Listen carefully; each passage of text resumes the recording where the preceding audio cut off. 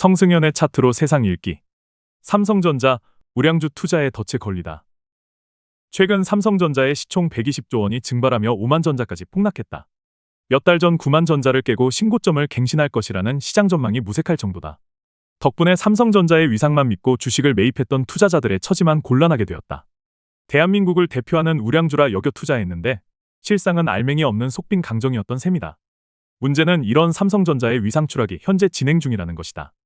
반도체를 위탁 생산하는 파운드리 사업에서 업계 1위 TSMC의 올해 점유율은 약 62%인데 삼성전자의 시장 점유율은 12%에 불과하다. 50%포인트의 압도적인 격차다. 그리고 이런 격차는 앞으로 더욱 벌어질 전망이다. 삼성전자는 원래 타 경쟁사의 추격을 불허하는 초격차로 유명한 기업이었는데 이제 처지가 완전히 뒤바뀐 것이다. 이제 1등 기업이라기보다는 한낱 추격자에 불과하게 된 셈이다. 지난 몇 년간의 기술 전쟁에서 완벽히 패배한 결과다. 엎친 데 덮친 격으로 미국 정부는 인텔을 부활시키고자 자국 내 업체들에 제대로 일감 몰아주기를 하고 있으니 삼성전자는 기존 메모리 사업에서조차 있던 점유율도 지키기 어려운 피말리는 상황에 처하고 있다. 국내 경쟁사와의 싸움에서도 고전을 면치 못하고 있는 중인데 AI 반도체로 핫한 HBM 시장에서 SK하이닉스에게 주도권을 완전히 뺏겼다. 전 세계 돈이 몰리고 있는 엔비디아의 SK하이닉스는 HBM을 열심히 공급하고 있지만 삼성전자는 품질 테스트 통과만 간신히 한 상태로 납품이 점점 늦어지고 있다. 이게 정말 뼈아픈 게 원래 HBM을 개발한 국내 대학 교수가 삼성전자에 먼저 찾아갔는데 당시 재무통이었던 삼성전자 최고임원이 이를 거절했다 한다. 신규 투자를 위해선 막대한 초기 투자 비용이 발생할 것이 뻔한데 그랬다간 단기적으로 재무제표 실적이 나빠질 거라 자신들이 연말에 받는 성과급 걱정이 앞섰던 거다. 물론 이 결정을 한 그 임원은 막대한 성과급을 받고 퇴사할 수 있었지만 덕분에 황금알을 낳는 거위는 경쟁사로 넘어가게 되었고 지금의 이 사달이 난 것이다. 단기 성과에 급급한 전형적인 탁상행정이었고 기술로 먹고 산다는 기업이 기술을 도외시한 당연한 결과라 하겠다. 삼성전자에 대한 나쁜 뉴스만 무성하다 보니 이게 주가 하락을 가속화시키고 있다. 특히 외국인 투자자들의 매도가 장기간 이어지고 있는데 연일 지속적으로 내다 팔면서 외국인들의 최장기간 순매도 기록 또한 매일 갱신 중이다. 한국거래소에 따르면 외국인들은 지난달 3일부터 무려 30거래일째 순매도 행진을 이어갔으며 이 기간 순매도 규모는 약 11조 5,400억 원에 달한다. 반면 같은 기간 순매수 규모를 늘렸던 국내 투자자들의 근심은 깊어지고 있다.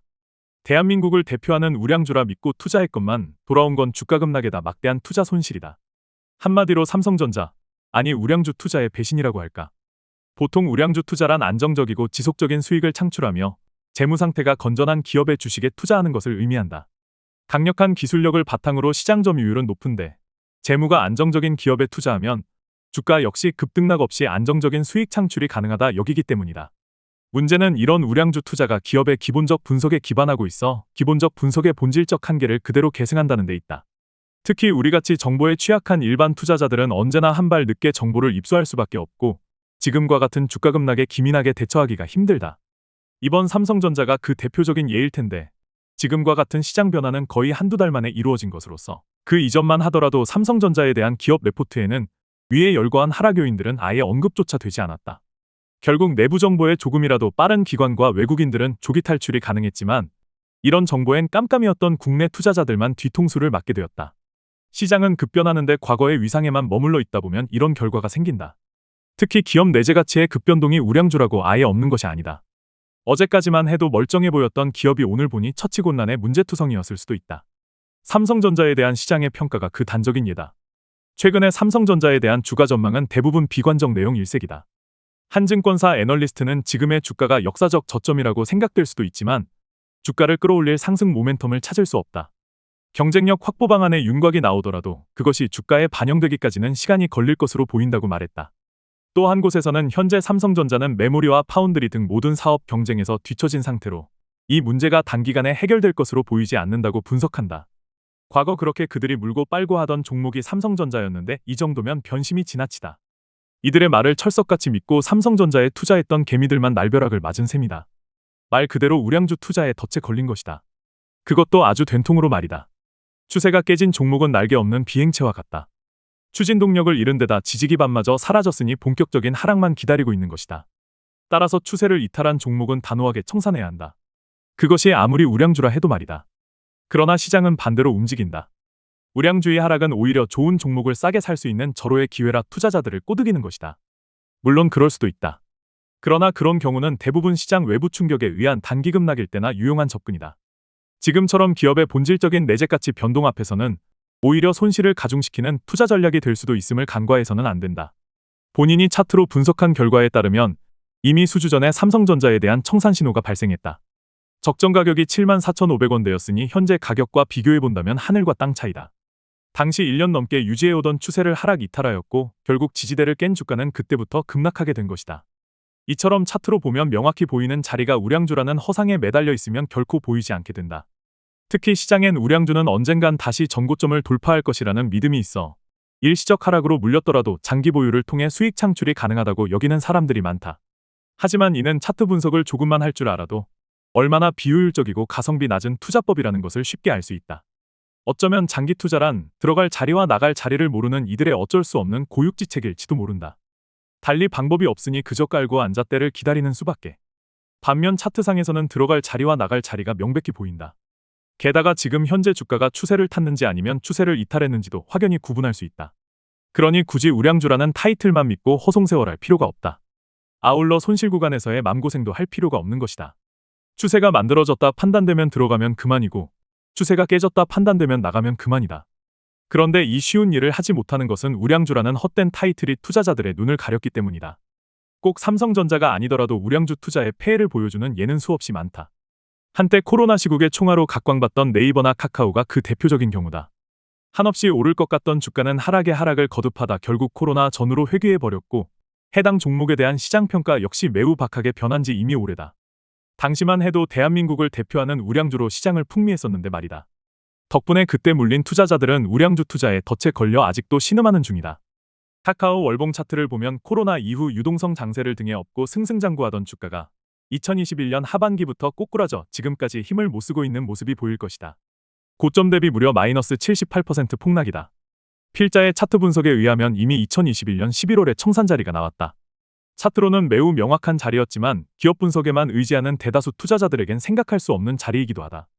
아니 오히려 저가 매수를 부추기는 일부 전문가들의 꼬드김에 속아 매수 규모를 늘리는 이들도 많았다. 카카오를 우량주라 믿었기 때문이다. 하지만 이후 주가는 끊임없이 떨어졌고 이때 진입한 투자자 역시 우량주 투자에 덫에 걸려 아직도 원금 회복만을 기약 없이 기다리고 있는 중이다. 필자가 보기에 기업 가치가 좋은 종목이 우량주가 아니라 추세를 탄 종목이 우량주다. 수급이 들어왔다는 것은 다 그만한 이유가 있었을 것이고 굳이 그걸 내가 일일이 분석할 필요가 없다는 것이 평소 필자의 지론이다. 그리고 투자자 입장에서는 그저 이 추세를 향유하면 그만인 것이다. 또한 아무리 좋은 우량주라도 추세가 깨졌다면 빠른 청산만이 정답이다. 우량주란 우산에 지나치게 기대서는 안 된다. 비바람이 거셀 때는 아무리 우산을 쓰고 있어도 들이치는 빗발에 흠뻑 젖을 수밖에 없다. 그러니 잠깐 몸을 피했다가 날씨가 좋아졌을 때 다시 바깥 출입을 하는 것이 현명하듯 우량주 투자도 이와 결코 다르지 않다. 어차피 그 주식이 어디 도망갈 것도 아니고 상황이 호전돼서 추세가 살아난다면 그때 또 투자하면 되는 것이다. 문제는 대다수의 투자자들이 제대로 된 차트 분석 방법을 모른다는 것이고 그러다 보니 우량주라는 허상에 매달려 결국 투자를 그르치고 마는 경우가 허다하다는 것이다. 나갈 자리를 모르다 보니 마냥 가지고 있는 게 유일한 투자 전략이 되고 마는 것이다. 아무리 시장이 담보하는 우량주라 하더라도 주가의 부침은 피할 수 없는 것이며 기업 내재 가치에 본질적 변화가 있다 하더라도 우리 같은 일반 투자자들은 이를 빠르게 알아차리지 못하는 것이 현실이다. 그럴 때마다 손실은 눈덩이 마냥 불어나고 오랜 기간 동안 마음고생을 피할 수도 없다. 우량주는 기다리면 다시 제자리를 찾는다지만 그게 언제가 될지는 기약할 수 없을 뿐더러 또 반드시 그렇게 될 것이라 확신하지 못하는 경우도 생기기 마련이라 근심은 더욱 커질 수밖에 없다. 삼성전자같이 대한민국을 대표하는 주식조차 이럴진데 나머지 종목들이야 두말하면 잔소리다. 이처럼 우리가 인지하지 못한 변수들이 튀어나오기라도 하면 그 손해는 그대로 우리 몫이 되어버리는 데다가 정보에 취약한 일반 투자자들로선 기민한 대처는 생각할 수도 없다. 결국 모르니까 명성에 더 집착하게 되는 것이고 그래서 안전하다 생각하여 우량주 투자를 한 것인데 결과는 매번 일이 뒤통수를 맞고 마는 것이다. 안타깝게도 지금의 대한민국 전체가 삼성전자의 덫에 걸렸다. 대한민국을 대표하는 기업이었기에 그 위상만큼 피해도 막대하다. 옛날 같았으면 바로 회복될 것이라는 믿음이 있었을 텐데 최근 돌아가는 상황은 결코 만만치 않다. 아마도 물려있는 투자자들이 원금을 회수하는 데에는 상당한 시간이 필요할지도 모르겠다. 그러니 우리 같은 일반 투자자들은 앞으로 이를 명심해야 할 것이다. 시장은 끊임없이 변화하고 있고 어제의 우량주가 오늘의 불량주가 되는 것 또한 한순간이라는 사실을 또한 나갈 자리에선 과감히 나가야만 하는 것이 주식 투자인데 오히려 우량주라는 믿음에 갇혀 빠른 탈출을 미루게 되면 결과는 이처럼 처참할 뿐이라는 것을 말이다. 더 칼럼니스트